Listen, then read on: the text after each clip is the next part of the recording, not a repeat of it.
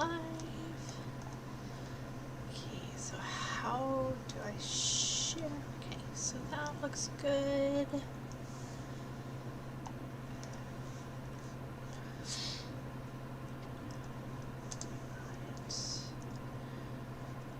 Settings. Copy. Do that. Facebook.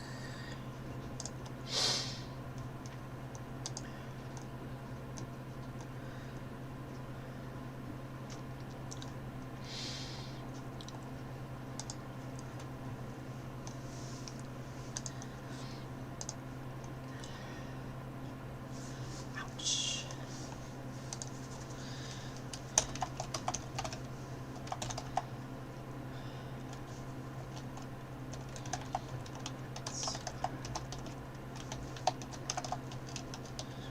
Join.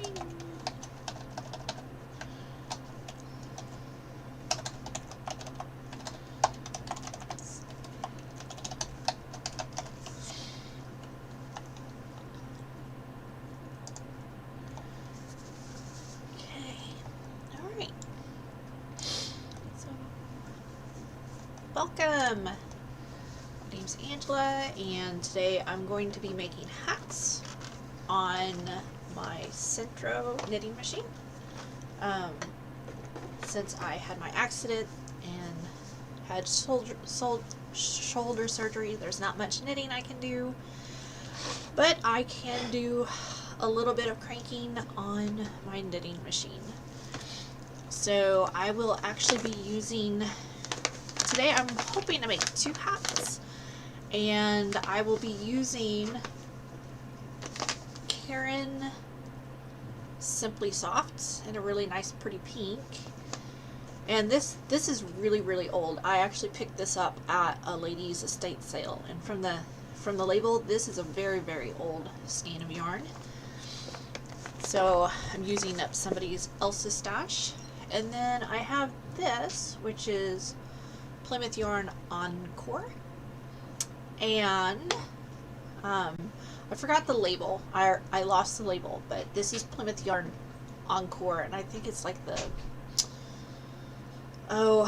not the Dynamo, but the other kinds. But so we're going to be making a double layer hat, very much like this one. I made this one yesterday. This one is made with Plymouth Yarn Encore Sock, which is a yarn that is discontinued. I've had this in my stash for probably about, I probably had this in my stash for about 8 years, and I finally pulled this out to use on the machine to make a really nice cozy hat. So anyway, I'm going to switch over to my other camera, and because I had shoulder surgery, I cannot talk today. I'm actually going to have my husband help me a little bit, so this is going to be an adventure. So I'm going to get started with the Encore, Plymouth Yarn Encore. And if you're not familiar with Sentros, Sentros are, some people consider them a toy, but I actually consider them to be, they are a tool. They can be a toy, but I think they would be a very useful tool to craft with. So there's the Sentro, there's other knitting machines on the market. Addy is considered to be the Cadillac of knitting machines. So if you're interested in doing knitting, but you don't want to pay the several $100s that an Addy costs, I suggest getting something like a Sentro. There's another one on the market right now that's called a Zevbite that I'm actually tempted to get because it's purple. But Sentro's a good entry-level knitting machine to start with. So now on this one, on the Sentro, so there's 48 pins, and the white pin is considered the 48th pin. This pin is considered the first pin.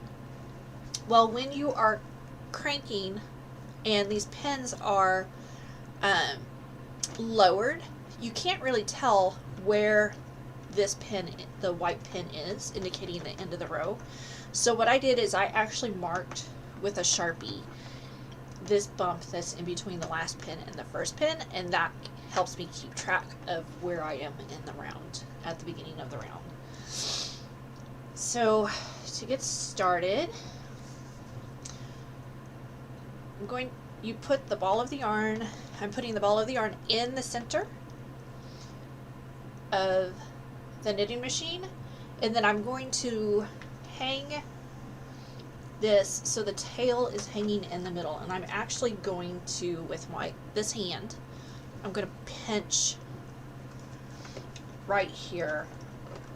You can actually pull it through and loop it into the tensioner if you want. That way it keeps the tail in place as you're working around. And then what I'm going to do is I'm going to ask my husband to crank this way very slowly. And I'm going to go behind and front, behind and front, behind and front, behind, front, behind and front. So I'm alternating every other pin. Front, behind and front, behind and front, behind and front, behind and front, behind. So I'm just alternating every other pin while he's slowly cranking this one for me.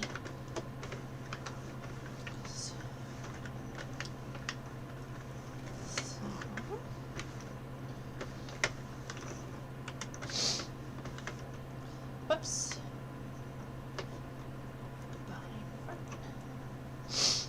And then,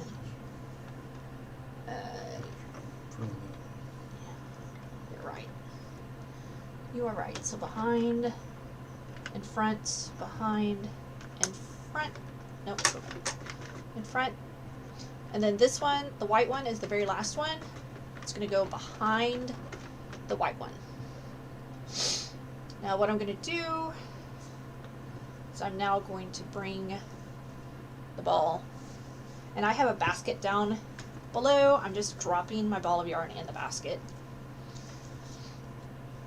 and this is going to go into the feeder, and then I want this on medium tension, so I'm going to put it in the middle hole. I don't know if I can make this more visible, but here's the tensioner. I don't think the light's going to hit it enough. Then, so now as an added measure, what I'm going to do is the tail, I'm actually going to loop it right here. Then I'm going to turn it. So now this is on the pins. Now all I have to do is I have to start cranking. So I'm going to crank one time around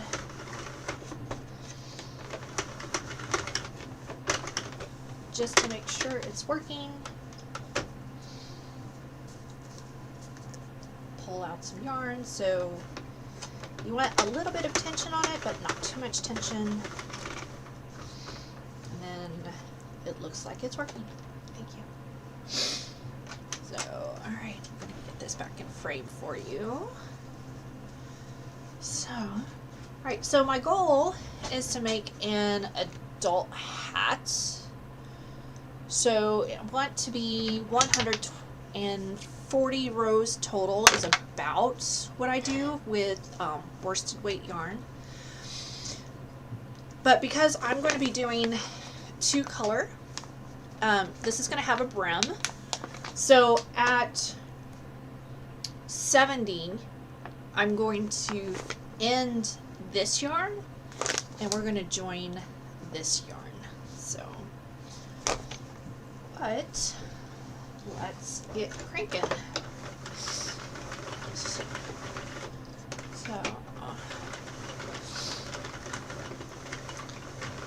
Jeremiah.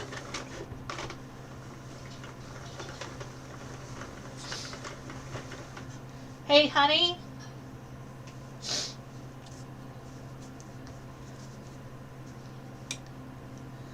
see. Ask him if he has a C-clamp to clamp this in.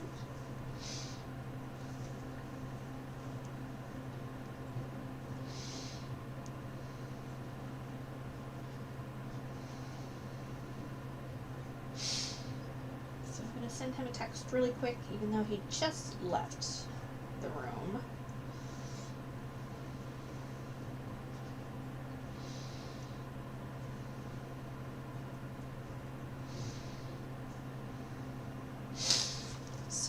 So what this is, this is the frame that actually holds my Sentro knitting machine in place fairly well.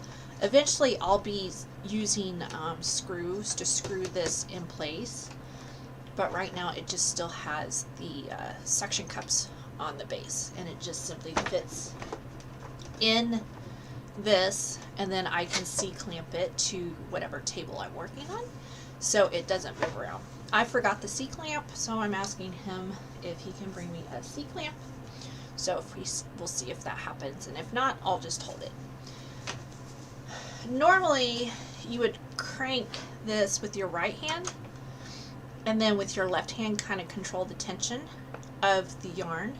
You can help control the tension of the yarn with your left hand, but because I had shoulder surgery and I'm not really supposed to be using my right hand, I'm cranking here with my left hand, and right now my right hand is kind of holding this in place until I get my C-clamp. But all this is I got this idea from Sherry at Hoop and Home. This is a 12-inch by 12-inch wooden artist canvas, and she actually has hers on top like this and bolted on. But because I don't have mine bolted on yet, I find that it's easier to keep it in place if I turn it upside down, and the legs just fit right inside the base, and it keeps it in place as long as this is clamped to the desk or whatever I'm working on. So round and round we go. It's so fun.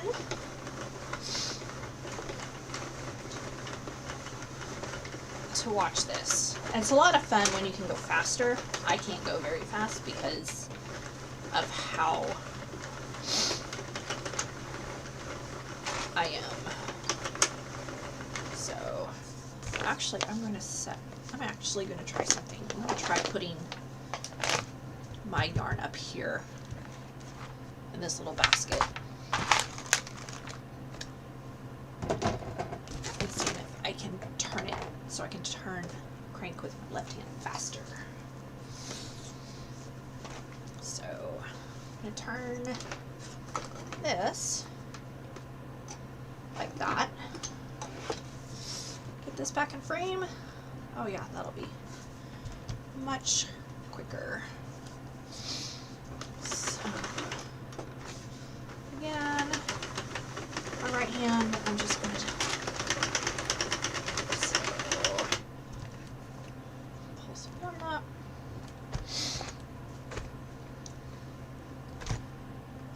To take the tension off of it. Let's keep cranking.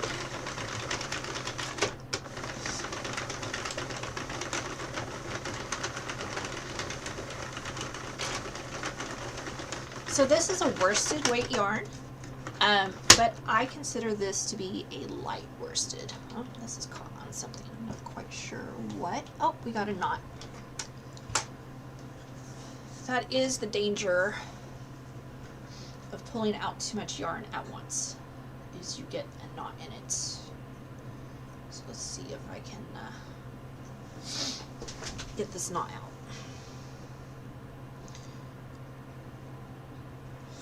So just like everything else, it's a balancing act and being patient and going with the learning curve. There we go. Taking out the knot. And this back in and away. Oh no. This exited the building. So try to back up without losing my stitches again. So there we go. Pick this one up. So if you ever have to go backwards, what happens is this does reverse and kick the stitch off. So you can just simply pick this stitch up, put it back on the pin until you get to where you were. And I'm going to re-thread this into the feeder.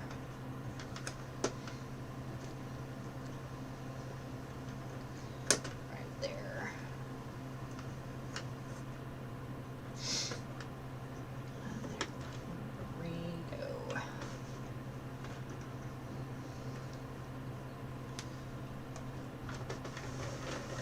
There we go.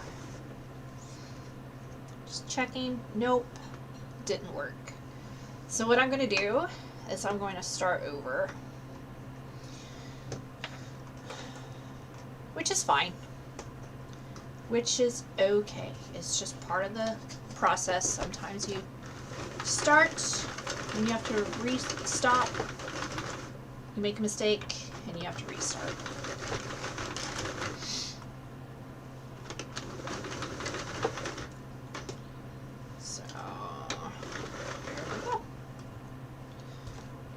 To the middle.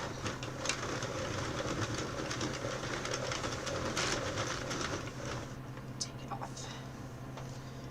And all I'm going to do is I'm going to set this aside for right now. And I'm going to undo this and wind it back up. I actually want to, after I unwind it, I want to try see if I can find the end that's in the middle to try to make this center pull. Because it'll make my life easier, I think, if this is center pull.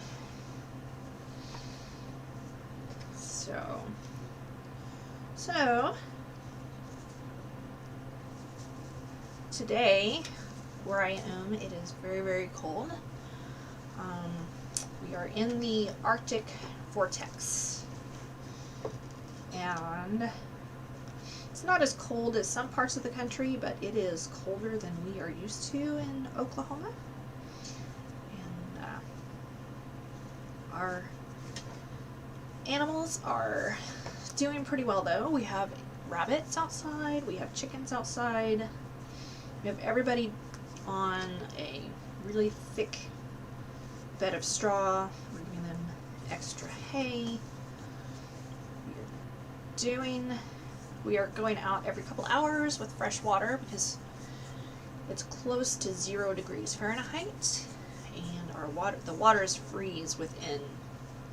All the water is just freeze almost instantly. So we are just going out there and doing the best we can. So far, all of our animals are doing okay. Rabbits actually have,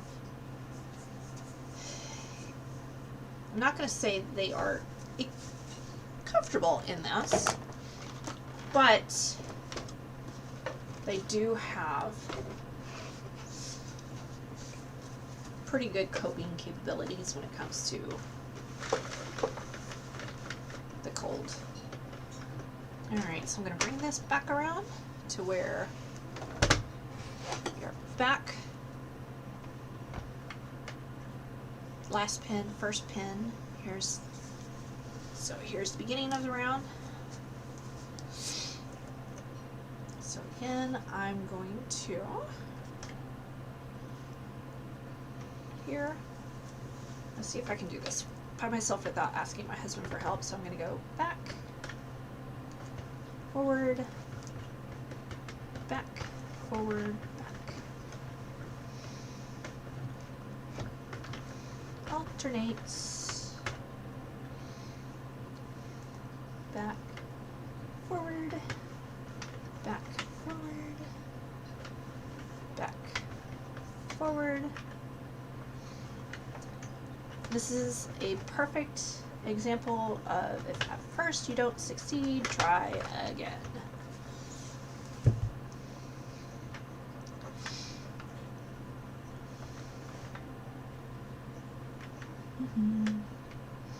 Back, forward, back, forward, back, forward, back, forward. What I'm doing is I'm alternating every single one.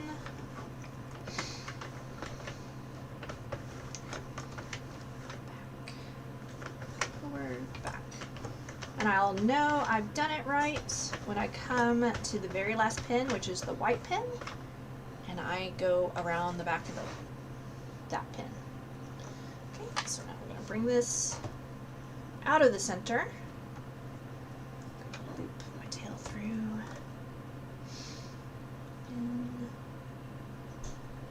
feed this here. And tension it. I'm going to move this over here. And I'm going to go one round.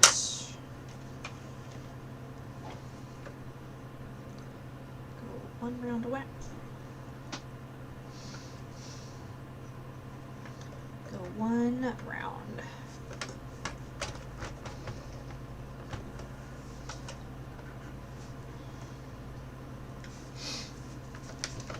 I'm going to go very slowly. Just to make sure. And I've always noticed the first round, it kind of sounds like, I don't know if you hear that little click, but it kind of sounds like something's catching. But if you just go slowly, just go slow your first round, maybe even your second round, and you'll be just fine. Alright, looks like everything's working. So I'm going to reset my counter. And this so I can crank with my left hand easier.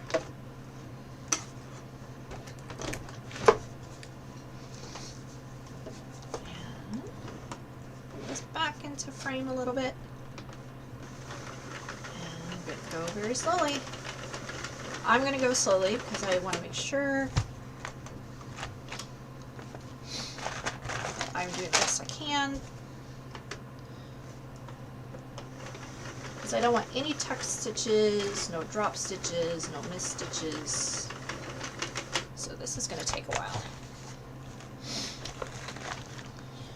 So I think I was trying to explain, I'm using Encore, which is a softer yarn. Hi, sweetheart. Hey, Joelle. Joel, can you ask Dad if he can get if he has a C-clamp I can use? Do you have a C-clamp Mom can use?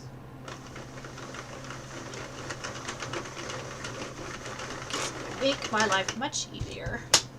So when you hear that clicking, or when you hear that your Sentro is struggling, that means there is too much tension on the yarn. So you need to pull some more yarn out.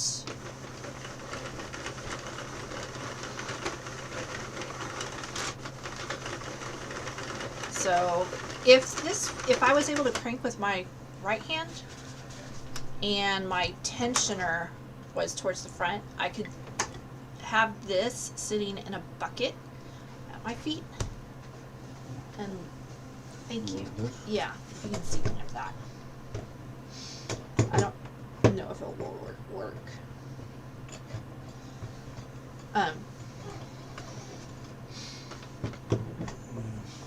Yeah, it's not gonna work. Yeah, it will work. Okay. So,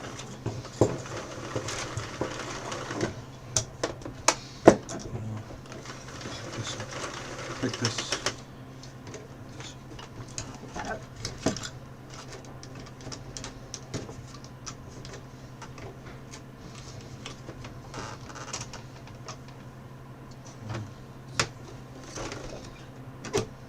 Will it work? Will it? No. Well, it will, but as this goes down, it'll catch on that. All right, we tried.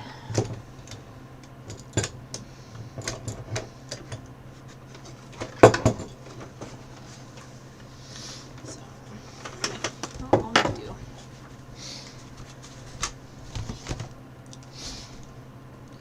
So, this is just the casualty of me injuring my shoulder and having to have surgery. So I had to cancel all of my classes. I can't teach knitting. I can't teach crochet right now.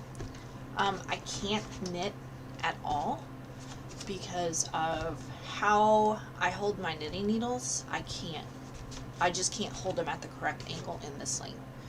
So knitting is out. I can crochet for a little bit. I can crochet for maybe like 15-20 minutes at a time, and then I just have to give my arm a break. And I just screwed this up again. So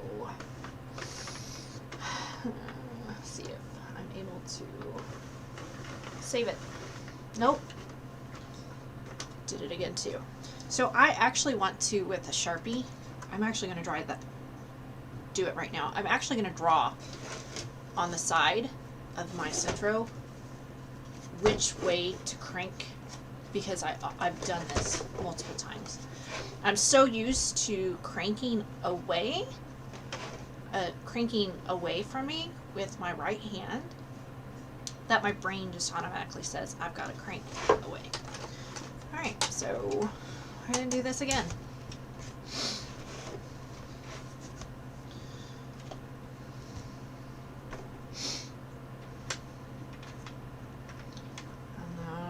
So I'm going to undo.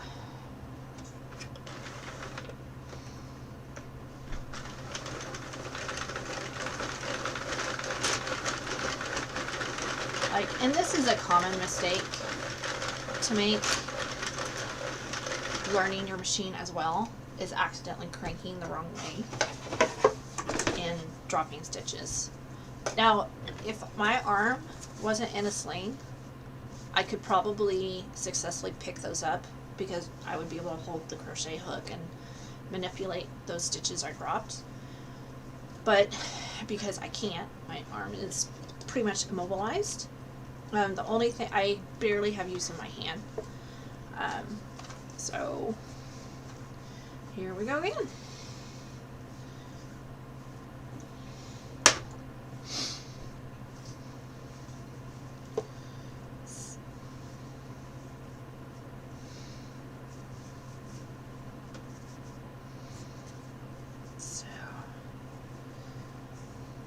So a couple of other things that I've been doing this weekend is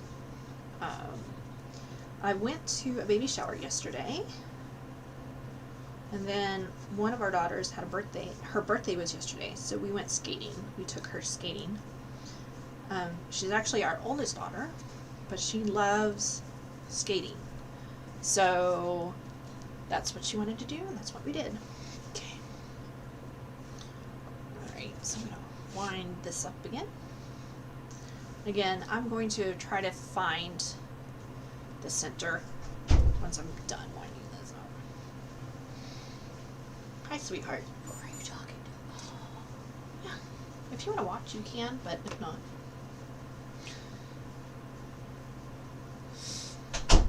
So far, there's no one here. I'm just talking to myself, but that's okay.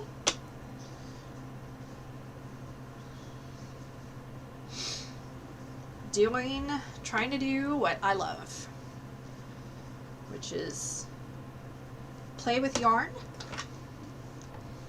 and share it with the world. Okay, let's see if I can find that. Yarn barf, yay! Yarn barf. So, okay. Found the center, got a little bit of yarn barf, but that's okay. Okay, so now I'm gonna bring this back to the center again. So here's the last, I'm gonna adjust my light. I don't think that's, there we go. So here's my last pin, my first pin, and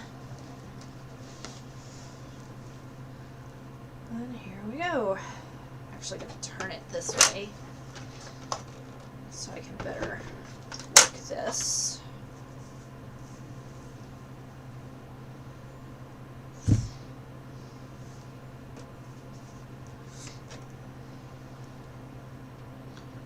And there is the beginning. Hold on to that. So I don't know exactly how far we'll get. Obviously having a very slow start, but I'm hoping to get 2 hats done. So, front, back, scoot it over, front, back, front, front, back, front, back, front, back, front, back, front, back, front, forward, back. Just alternating every other one. Back, front, back, front, back, front, back, front, back, front, back, front, back, front, back, front. And then here's my very last one. That's the back. So I'm going to bring it around, thread it, bring all the yarn over here, tension it. And again, one more time. Here's the beginning tail. I'm going to loop it through here, kind of like joining in the round, like when you knit, hand knit with 2 knitting needles, you use the tail to join in the round. That's what I'm doing.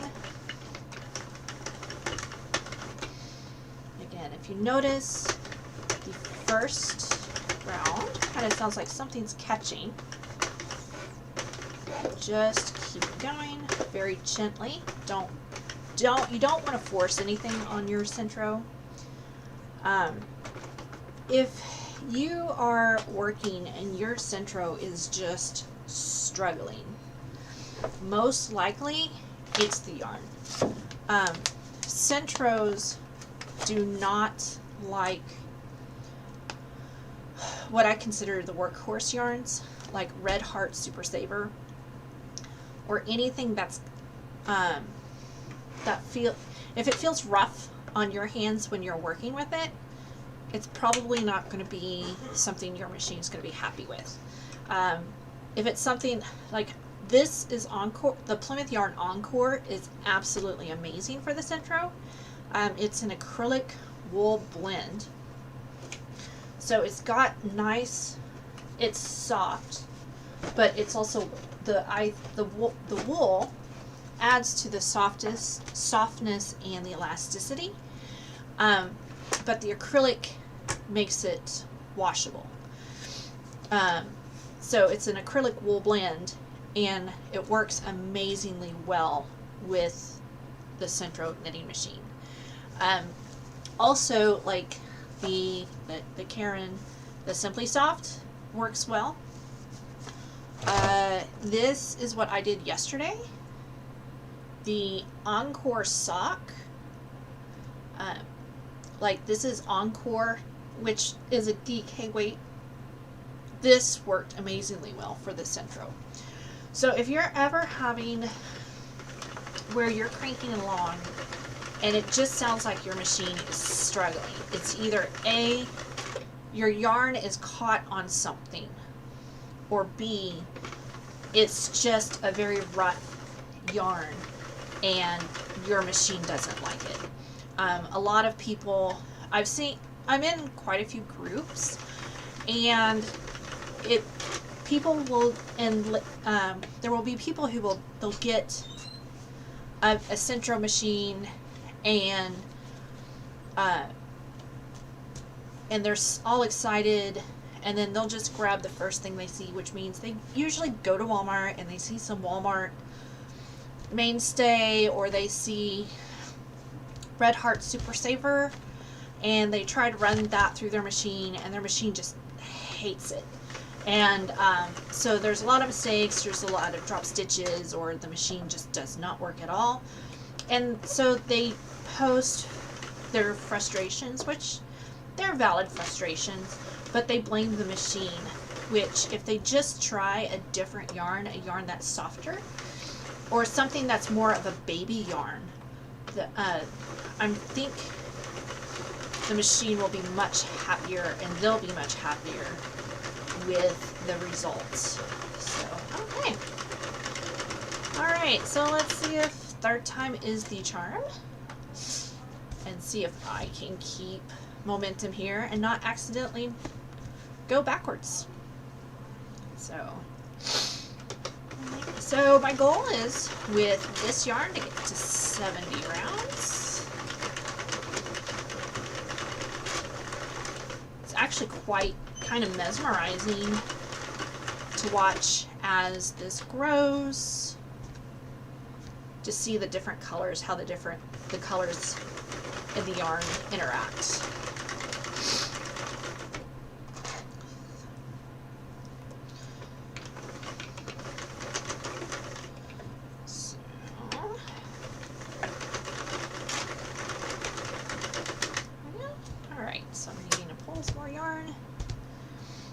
Yeah, that's another thing. The knitting machine does not like a lot of tension.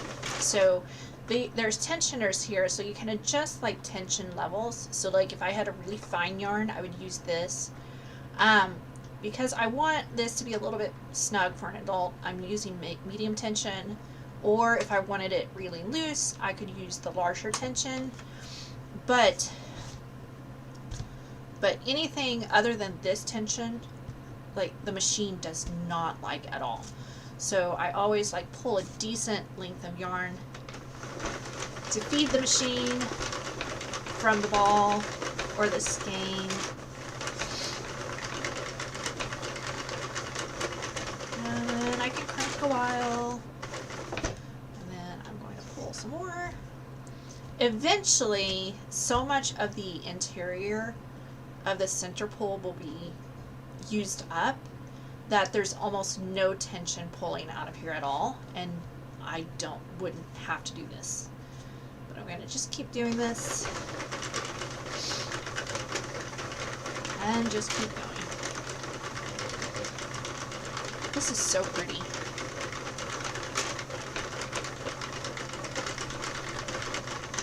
So I have to say, I actually hadn't planned on getting a knitting machine, but when I was visiting my mother-in-law last year, she had mentioned that she wanted one. So I actually purchased one for her. I ordered one for her, and then I decided I wanted to try one, and so I ordered one for myself. And this is, I didn't use it, I actually didn't use it. I made one hat with it right after I got it. And then I just kind of shelved it because I had my hand knitting and crocheting. And of course it was like also summer and fall, so I had my gardening to keep me busy. But then I fell, I hurt my shoulder,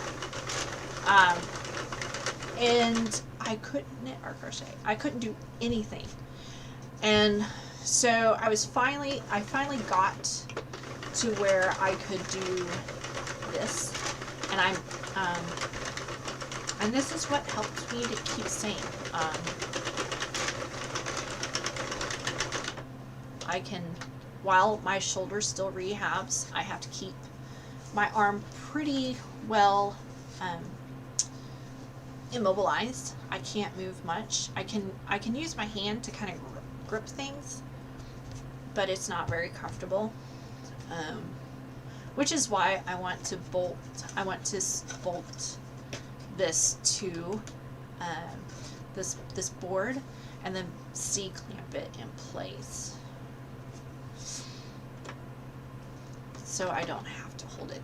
So again, make sure I'm going to be cranking this way so I don't accidentally go backwards. So yeah, it's slow going, but that's okay. I'm kind of in my knitting and crocheting, I'm a process stitcher anyway. I'm all about the process. I'm not really worried about how fast I get to the end of the project, which is probably why I have so many projects going at once, because I'll start a project, I'll find the technique interesting, and then I've learned the technique, or I've done the technique for a while, and then I want to move on and I want to try a new technique, so I'll start a new project. So, but this is actually, it's actually kind of mesmerizing, getting to watch the colors as this fabric grows. So, row 28, about halfway there with this coloring. Again, I'm going to about row 70 with this yarn, and then we're going to switch over to the pink.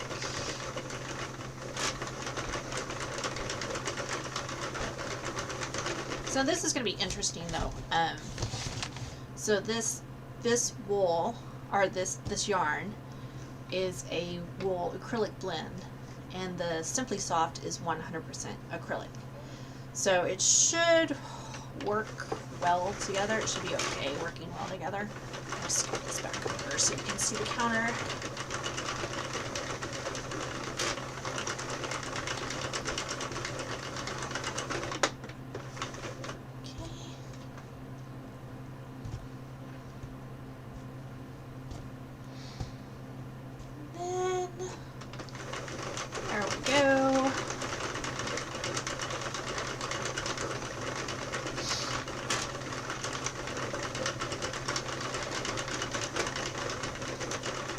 Pretty.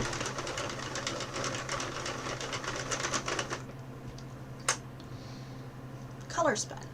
This is the Encore color spun. I just thought of what kind this is.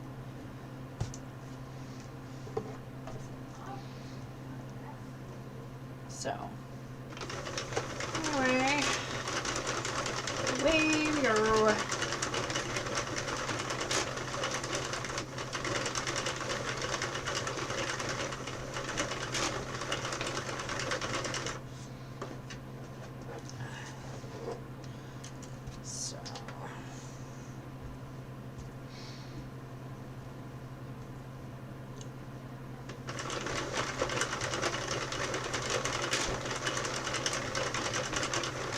So with adult hats, I actually like to crank rounds until the bottom of the fabric. So this is curling up, but like if I uncurled it and it was resting on the surface, then I would know that that's the halfway point. So which is a good gauge for adult hats for whatever yarn I'm using. So if I was using a lighter weight yarn, such as a 3 or maybe even a 2, which is a fingering weight, I would just have to be doing more rounds until I get to what I consider the halfway point for a double thickness hat. Do this because I don't want this to get tangled again.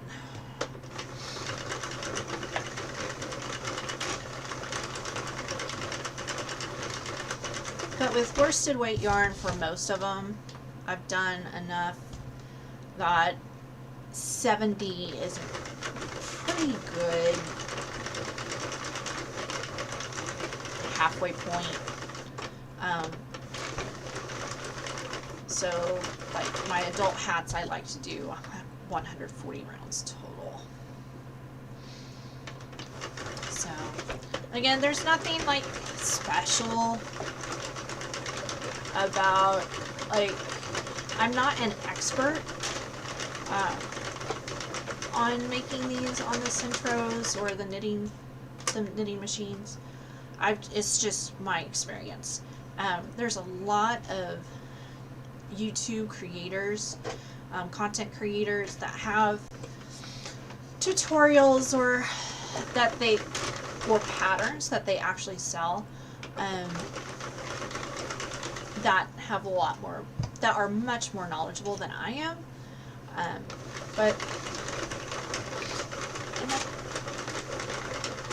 And everyone has their like own little quirks of how they do things. Okay, so this is actually starting to get to where I don't need to pull much anymore, so I'm just going to see if I can do this. No, so if you hear that, that means this machine's really struggling. There's too much tension, so I need to pull more yarn out. I was hoping there would be enough from the middle of this ball or skein that I could just keep cranking, but nope, that's okay. I don't mind.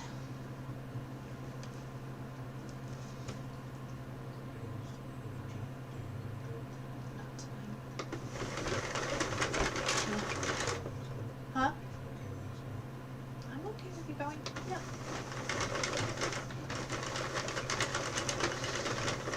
Just be careful going. Like, oh man, the snow stopped.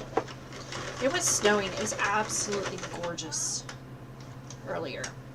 Like, we were at church today and it started snowing and it was absolutely beautiful. And I just peeked outside and the snow stopped. What a bummer. Okay, I'm gonna pull this forward a little bit. You see how this is, the colors are just lining up in this? I think it's just so pretty. So where are we? We're 57. Okay. Almost there. And then we can change colors.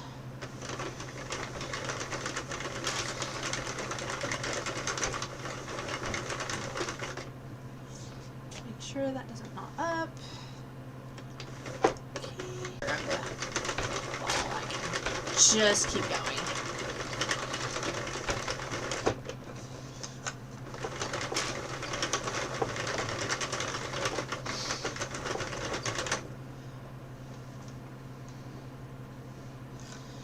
So I also know that some people don't trust the counters, or they say the counters are broken.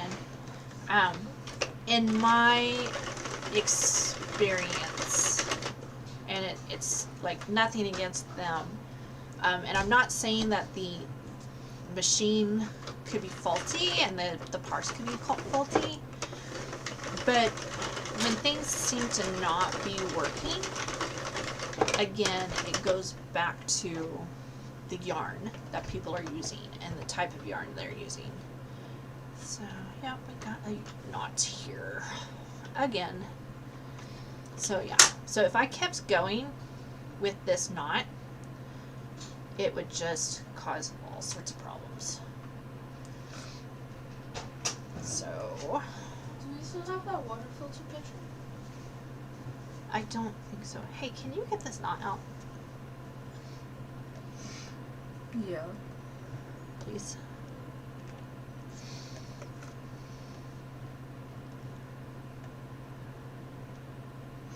Thank you.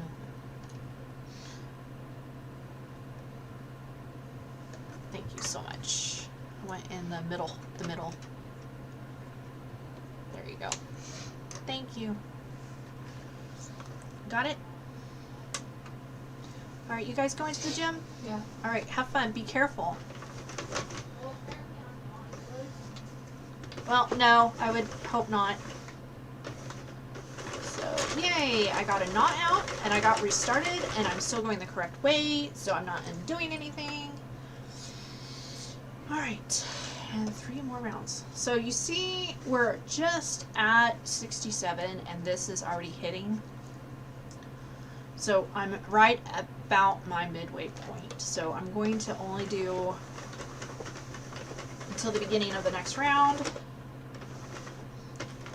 Right there. And then I'm going to switch colors. So when I switch colors, this is how I do it. And I always switch colors at the end of the round.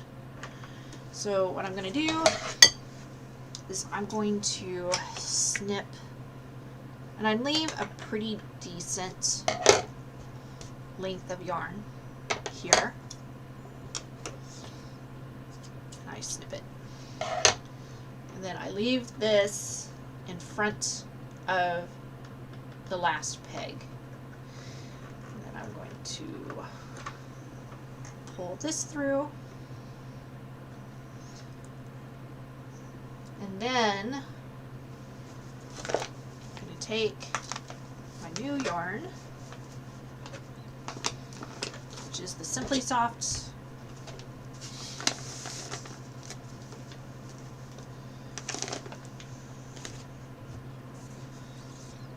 and I'm going to pull myself a decent length from the center so I have plenty to work with without creating tension. And now I'm going to simply, again, leaving a decent length of yarn, I'm simply going to feed it through here, and I'm going to tension it in the center one, and then very slowly I'm going to start working this very next round. Very slowly. I'm going to go slow.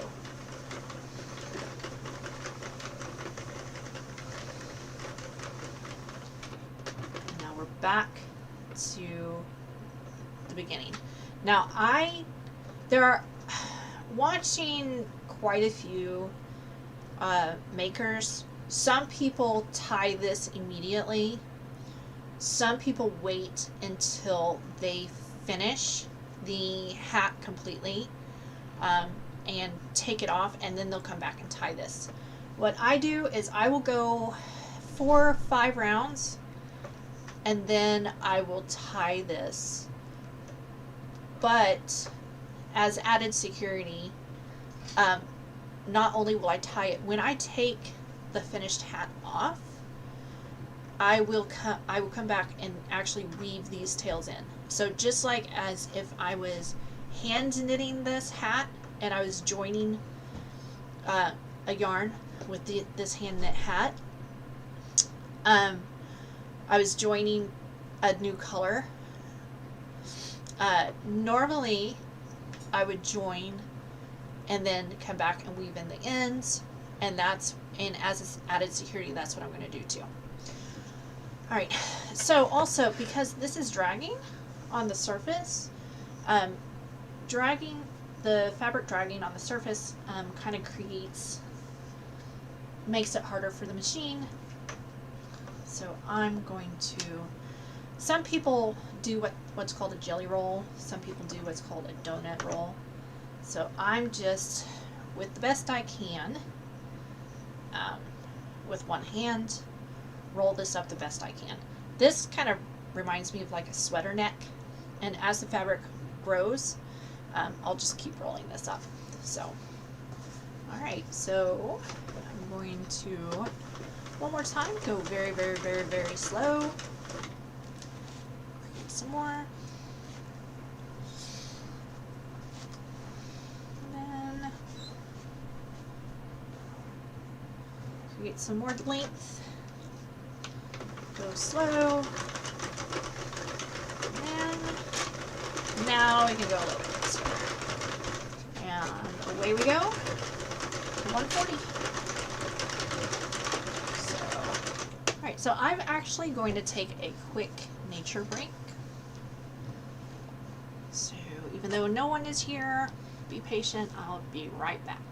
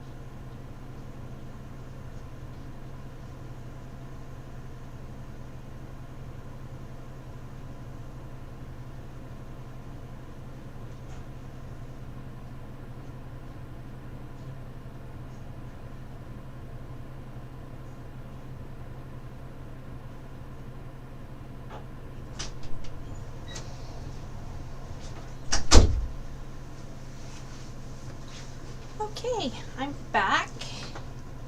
I also got some coffee. So, coffee is very, very important on cold days like this. Coffee and yarn and books, they just go together. So my class on Tuesday won't be meeting in person. So yeah, Yep. that's that's great. Yeah, I kind of figured. Yeah, like I was like, are they gonna cancel? Yeah. Love you.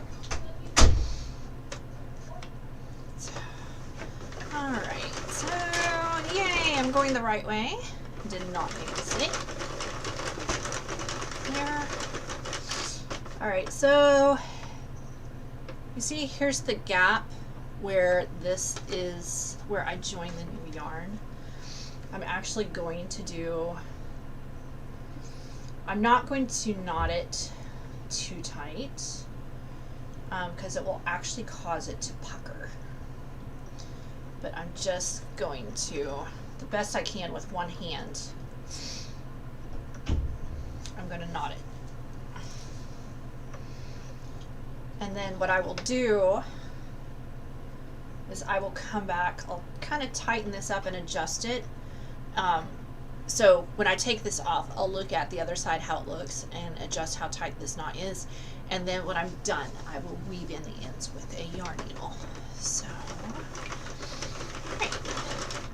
So anyone who might be watching this later might be thinking I am so slow. You know what? I am. And that's okay. I'm fine with that. I'm working with one good arm.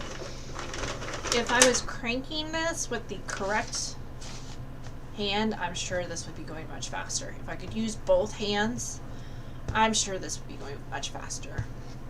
But you know, we're doing the best we can with what we have. So, and we're gonna make a pretty hat. So these hats, I'm actually doing this to use up what yarn I have in my stash. To use up what yarn I have in my stash, and it's really, really cold. So I'm going to donate these hats, and I'm also going to try to make matching scarves for these. I'm going to donate the hats and the scarves to the food bank at our church to hand out. So our church, we go to church in Tulsa, and our church has a food bank and a clothing bank. And so this yarn will be put to good use, helping to keep people warm. So a lot of this yarn in my stash I've collected over the years.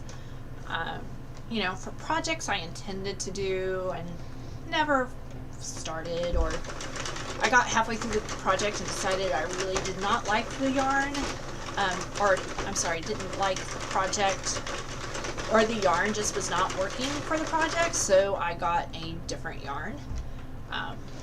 So just making sure this is clear. So I need to adjust.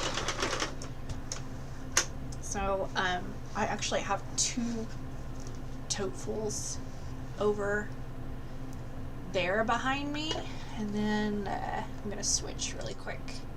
And then I have these 2 little shoebox tubs of yarn, and this is a sock weight yarn. This is lace weight, this is sock weight, and what I want to do with that is I want to just make what's called drop stitch scarves. And ignore this mess. This is actually my work desk, and that's my laptop bag and all my other stuff that gets shoved in there. So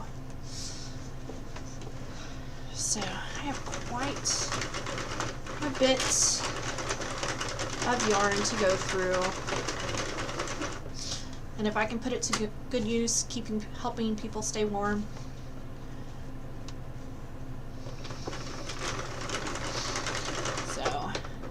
Now I do have, what I did do is I went through my stash and I kind of set aside yarn that I know I want to keep for projects. Like I'm making, when my arm is completely healed, I want to make what's called a hap shawl, which is a Shetland shawl. I'm absolutely crazy about Shetland lace. I love lace. I love knitting socks, and I love knitting lace. And I've had my eye on a couple of hap shawl patterns. So I want to set aside some yarn for that. And then I have a lot of sock yarn that I want to keep because I love making socks. So over the years I've collected so much sock yarn, I just need to start making socks. But of course, does that stop me from buying yarn? Nope, I keep buying yarn. Where I live, I'm very, very, very fortunate that we have local yarn dyers and several farms, sheep farms, for purchasing wool from. I am learning to spin as well, as if I don't have enough to do. I'm wanting to learn to spin, which of course that's put on hold until my arm heals as well. But so I'm very, very fortunate that I am not going to be without a source of wool to spin yarn or locally dyed yarn anytime soon. And they just create such beautiful yarn. And I just keep seeing such beautiful fleeces that I have to buy it because, I mean, it's fiber and it feels so good to sink your hands into a beautifully shorn fleece or a soft hank or skein of yarn.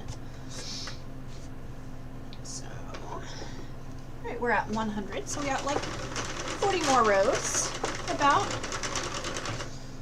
Pull this up. Now I have seen where some people, if the yarn is so light that it sometimes pops off of the pins, they will take clips and clip onto here to weigh this down just to create more weight to keep them on the pins. But I also find that that can be a sign of your machine just doesn't like the yarn. So we are going much faster.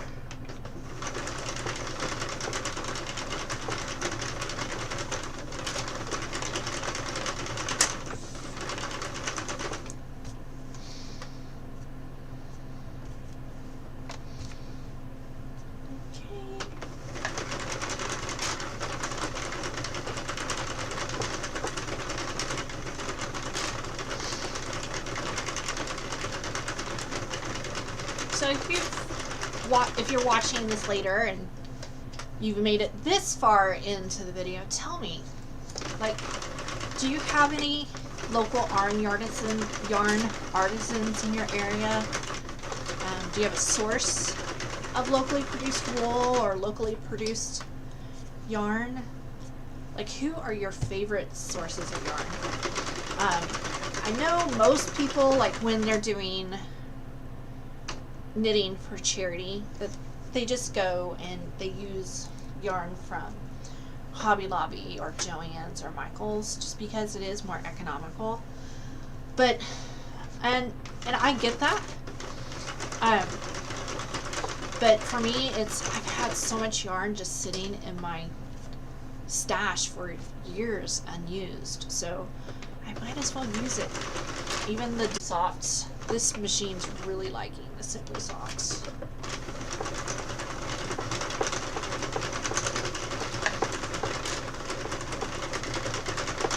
Oh, I have to tell you about a story. So this, I don't know if you see this pattern. So years ago, I bought Simply Soft on it. And I've been wanting to make this pattern for a while. And this summer, I decided I was actually going to make this blanket with this pattern. Well, I could not find the label I kept with the pattern on it anywhere. Like, I couldn't find the label. Now I did a search and I found the pattern on Internet Archive on if you do like Internet Archive, like the old Karen website, you can access it and the pattern is on there. But the quality of the like the print, it wasn't very good quality. I could hardly read it, and so I was so disappointed. Well, then I went to an estate sale, probably I think in October or November. A lady in one of my crochet group I'm in shared that there was this estate sale where they were clearing out. Unfortunately, a lady had passed away, and they were clearing out all of her stuff, and she had a huge stash of yarn, and they were just like 50 cents for a skein. So I went, and I probably bought like $40 worth of yarn from that estate sale, and I was so lucky because this skein was at that estate sale with this label with this pattern. So I am looking forward to being able to eventually use my arm again and crochet well enough that I can make that again. I was so excited. It was like a little blessing from God. I consider that a blessing from God. God cares for us. And he was just showing me that that's his way of saying that he cares for me.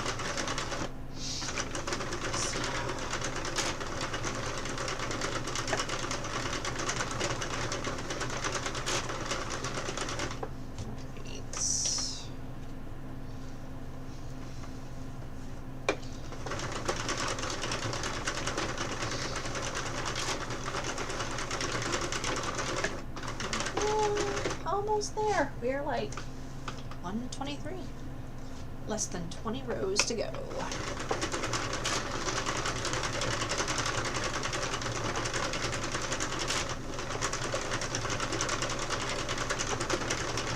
Alright. So, it took us almost 2 hours to get a hat done. But you know what? That's okay. I'm having fun.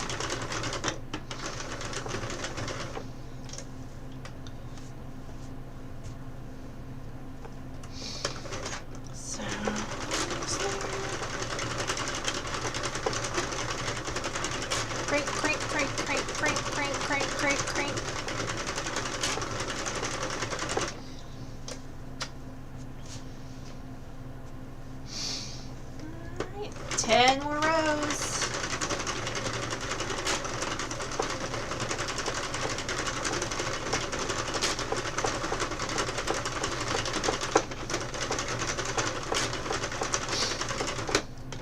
So I normally sit on a bouncy ball, on a stability ball at my desk because it's just easier on my legs. And when I'm really cranking, it's like I'm bouncing along with the crank.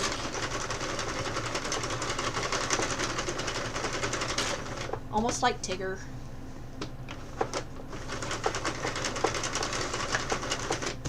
Make sure this does not knot up, because that would be the last thing I would want to do. So let this knot up.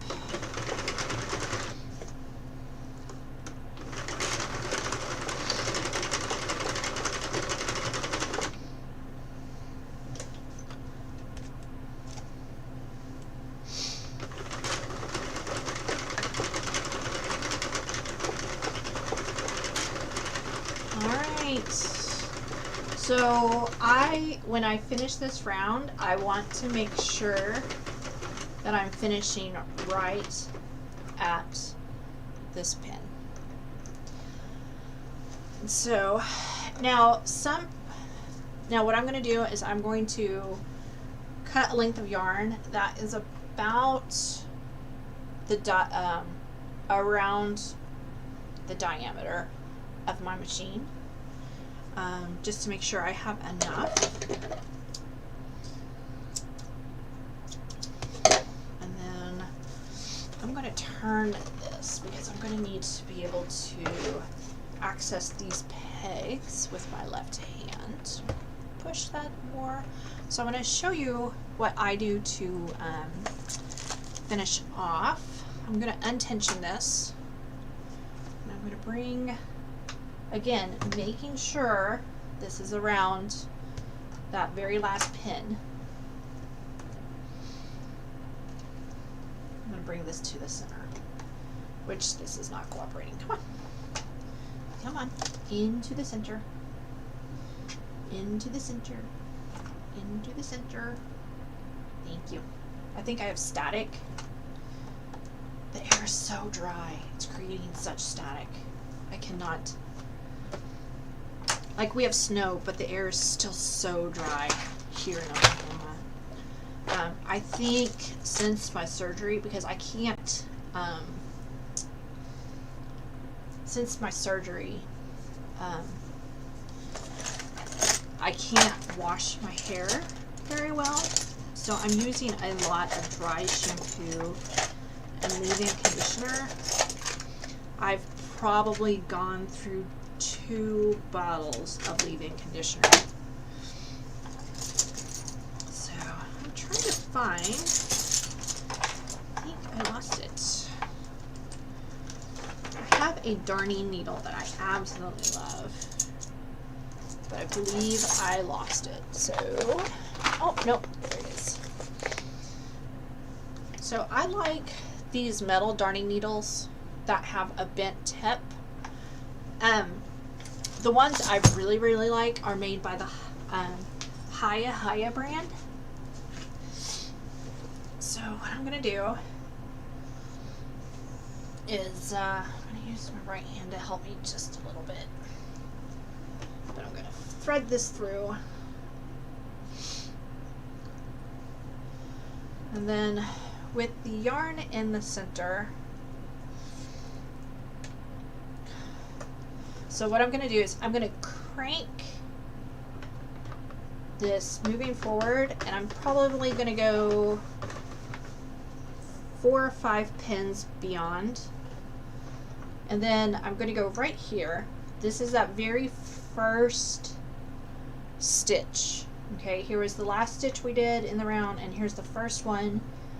I'm simply going to very carefully pick up. And this would be much easier for me if I could do this with my right hand, because I'm going from right to left, but I can't. So very carefully, I'm going to pick up 1 or 2 at a time, and then pick up 1 or 2 more at a time. And I'm going to see if I can get this one more. And thread it through. So what I'm doing is I'm picking up the live stitches that were on the pin, and threading the yarn through the live stitches so I can take them off the pins without losing my live stitches. So I'm going to go again, try to do 1, 2, 3, 4, 5, 6. Now the key here is to make sure you go slow and be patient, because if you could go too fast, or if you try to do too many at a time, you'll drop them, and that would be very, very sad, and maybe make you want to throw your machine across the room if you drop stitches. Drop stitches really are not that big of a deal. I just can't fix them because I don't have the use of both hands, and it's very hard to pick up drop stitches with one hand.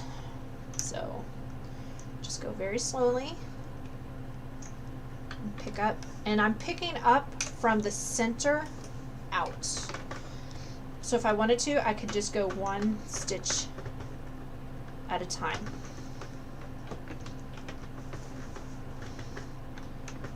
just to make it easier.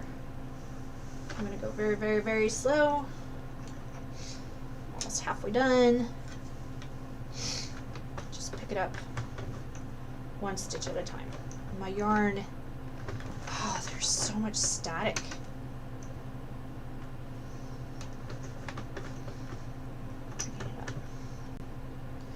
Pick it up. Pick it up. Pick it up. Crank a little bit, pick that up.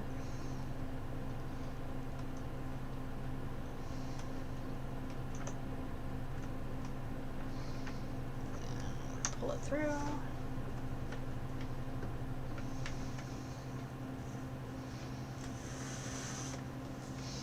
don't know why. Oh, that's why.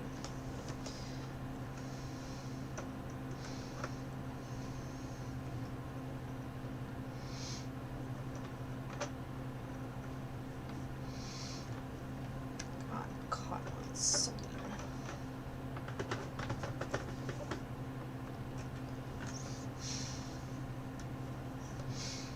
So anyway,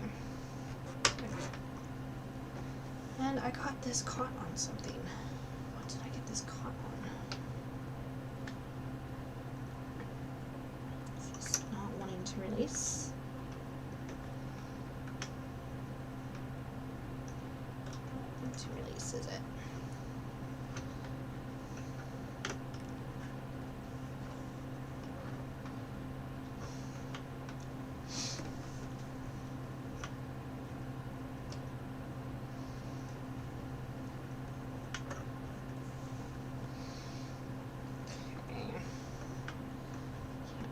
Lift this pin, can I? There we go.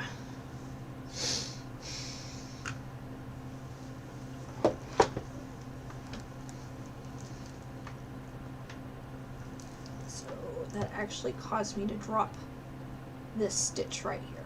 So you guys get to see how I'm going to pick up a stitch. See if I can do this. So I'm going to take a crochet hook. Where's my crochet hook? Crochet hook. So here's the stitch I just dropped. And then all I'm going to do, oh my gosh. So I'm going to go up the ladder. What's in hand knitting, it's called a ladder. So I'm just going to go up the ladder and pull through.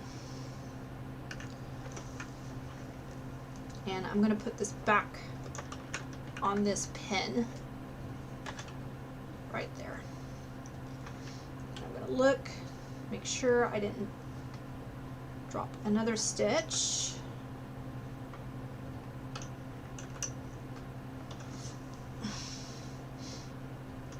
Okay, and that's going to go on that pin.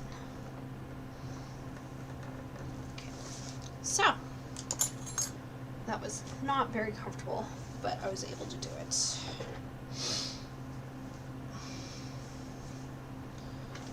So sometimes things like that happen.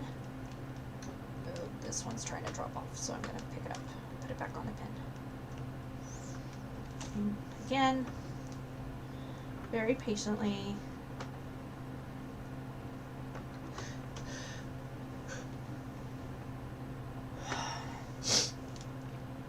Oh my gosh, now I'm sneezing. Okay, so put you back on the pin. Oh, I just dropped this one too. Move forward.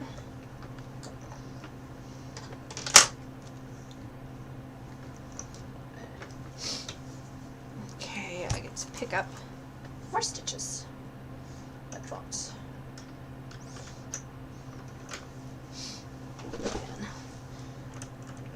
Carefully. So here is that stitch right here I dropped. Here's the one that dropped off.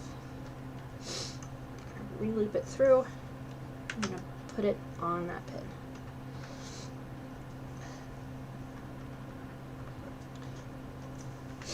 This is what happens when I let my husbands go play. Okay. Alright, we should be good to go though. So that's what happens when you actually get a little too impatient, and I think that's what happened is I just got too impatient. I was trying to do too many at a time. So I'm going to do this, that one,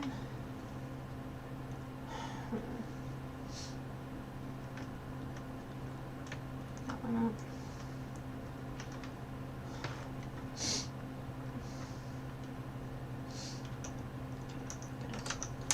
Thread you.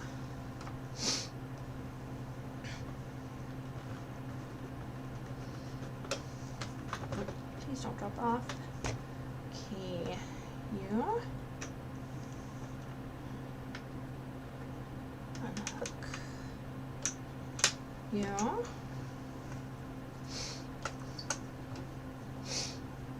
Again, I'm trying to go from the inside to the outside. I'm actually going to do this so I can have a better angle.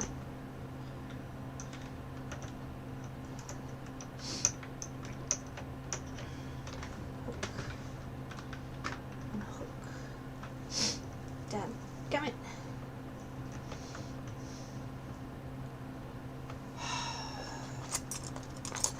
Lord, give me patience.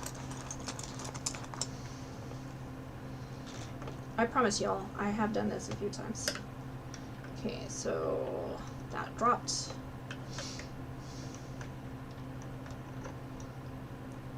So this happens actually if you have to back up. That's when you have a propensity to drop the stitches.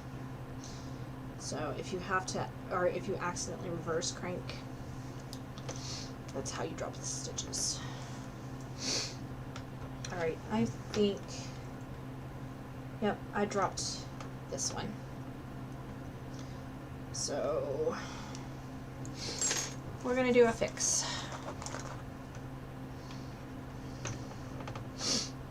Okay, I'm gonna actually, with using a double point knitting needle, which is what I use for socks, to do this, so I can undo these and keep them live.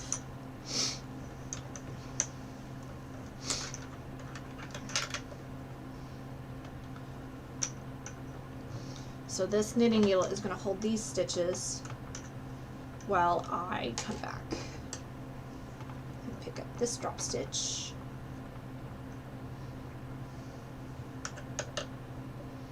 And bring it back up.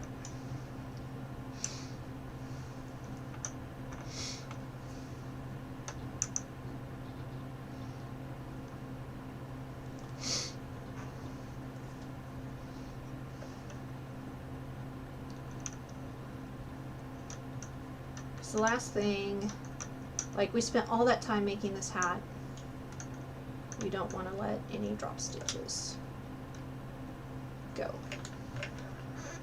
Alright, so I can pick that up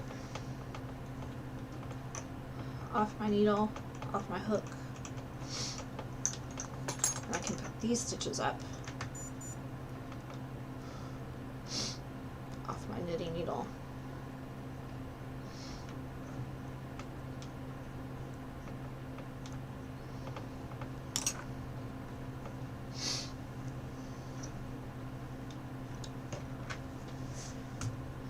Alright, so now pick this up. We should be good to go for the remainder.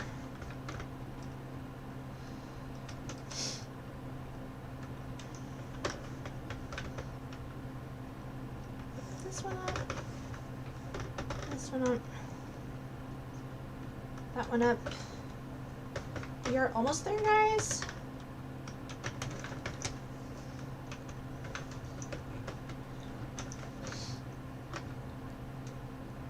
And here's that very last one. Don't know why. that one is being difficult. So all I'm going to do is going to back up and pick that one off. And we've gone all the way around taking this one off. Yay! Okay, so I'm going to set my machine aside. Then I'm going to show you how I finish my hats. Okay. So I'm actually going to bring this a little bit closer so you can see better detailed what I do. So going around, so this was the very last stitch I picked up. This one right here is the very first one. So I'm actually going to go through this very first one more time. I don't know if you can see that, but I'm going through that very first stitch one more time, and that's kind of closing from, so this was the last stitch, here was the first stitch, so I'm going to go, so that's just kind of closing the round. So now I can go ahead and safely take this off the needle. I'm going to set my needle there so I know where it's at. And then I'm going to undo this. Ooh, that's so pretty. So, so pretty. So, oh, I need to go in and fix. So here is, you can tell, this is where I joined. You can see that gap. And if I just left that alone, that would come undone. So what I'm going to do is I'm going to come in. I don't want to pull it, I don't want it to be pulled tight. So I'm going to kind of stretch it out, make sure it's nice and stretchy. Because this is actually going to be where the brim is. And so I'm going to knot it. There's my finger, where it's at. Okay, that looks okay. So I'm going to go back, double knot it.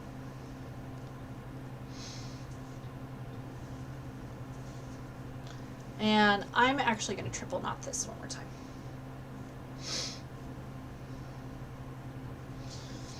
And then I'm going to thread this.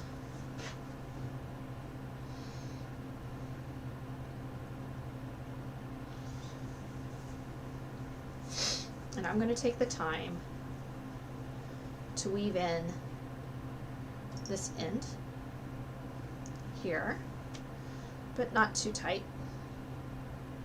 Doesn't have to be very tight, and it doesn't have to be woven in too much because I triple knotted it, but I just want to hide this end for a little bit.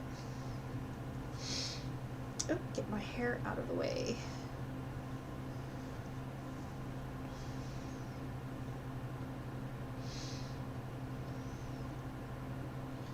So probably 2 more stitches.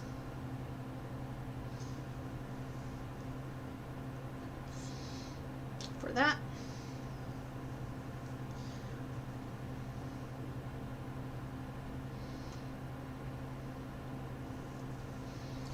And I can snip this off. I don't have to snip it very close because this is going to be staying on the inside. And then weave in the side.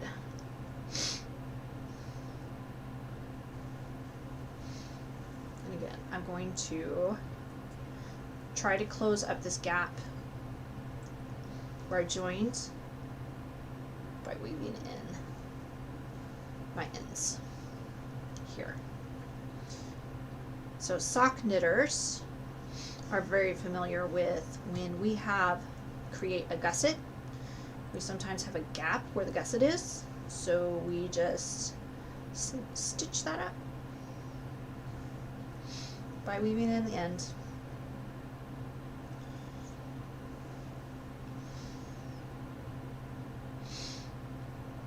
again, because I've triple knotted this, I'm not going to weave this in too much because I don't really need to secure the end.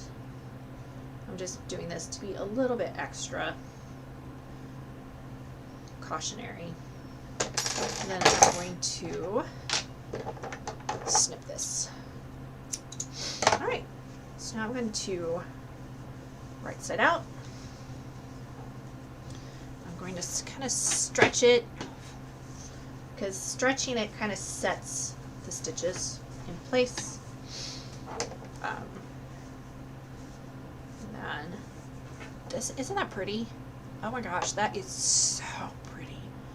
Oh my gosh. Alright, so now what I'm going to do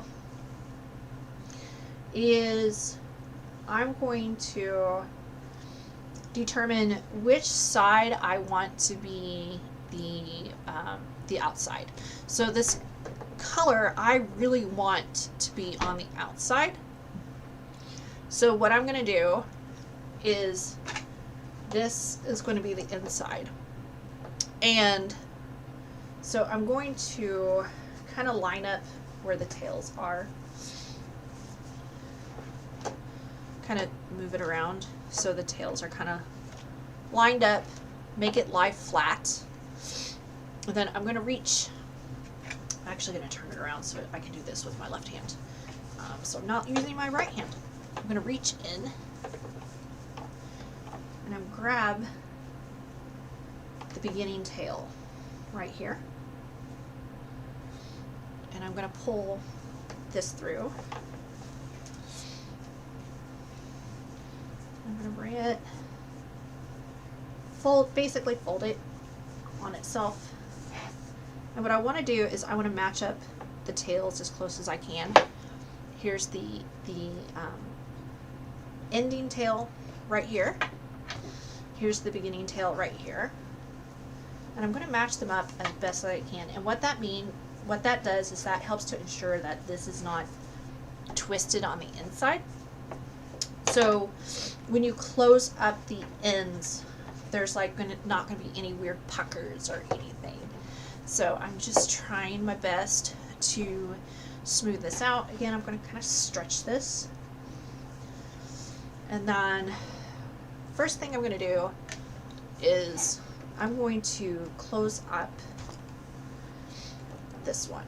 Okay, so I'm going to pull on this tail and I kind of like close it up around my fingers. And again, this would be better if I had full use of my hand, my arm. I don't. So I'm just kind of closing this up around my finger. And then you see where the puckers are? I try to adjust the puckers so they're more even. Okay. And then I don't need this huge tail, so I'm going to snip it. This still gives me plenty of a tail. So I am not putting a pom-pom on this. If I was, I would not do this. But I'm going to actually, with my tail, stitch this hole with my tail. Now if I was going to try to add a pom-pom later, I would not do this, because if I stitch up this hole, I won't be able to get a pom-pom through. But because I'm not, I'm simply going to stitch up my hole. And again, it doesn't have to be you don't have to do a lot, just 2 or 3 stitches in there.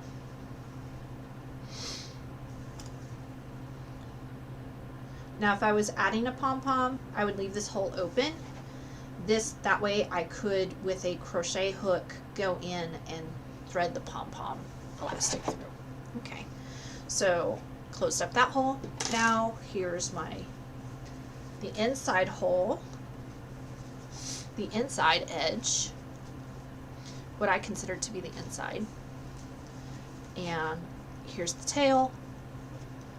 And I'm going to, again, close this up. You see how this kind of rolls in on itself? I'm going to just gently unroll it. and try to close it up around my fingers so it's nice and even.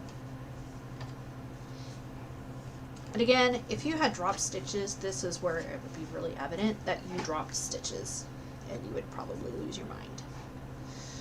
So again, try to even out the tucks, and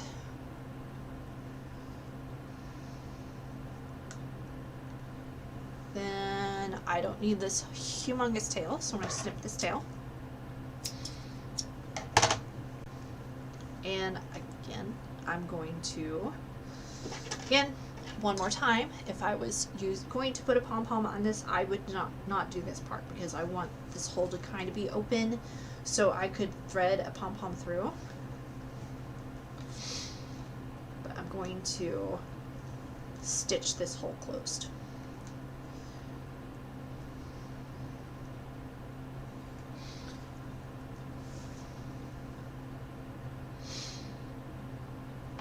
Absolutely I'm so happy with how this hat is going to end up looking. So cute. So cute. Alright, 2 or 3 stitches, and then I'm going to do 2 or 3 knots. 1. I have had, as over my years of knitting and crocheting, and as many years as I've been teaching, I have seen projects fall apart because ends have not been secured. So I am probably overly cautious with securing ends and weaving in ends. So, alright, and now all I'm going to do is, again, I'm going to snip this. I don't need this humongous tail. I'm going to thread both ends onto my darning needle, which this is why I use a larger eye darning needle, and I'm simply going to weave in this end.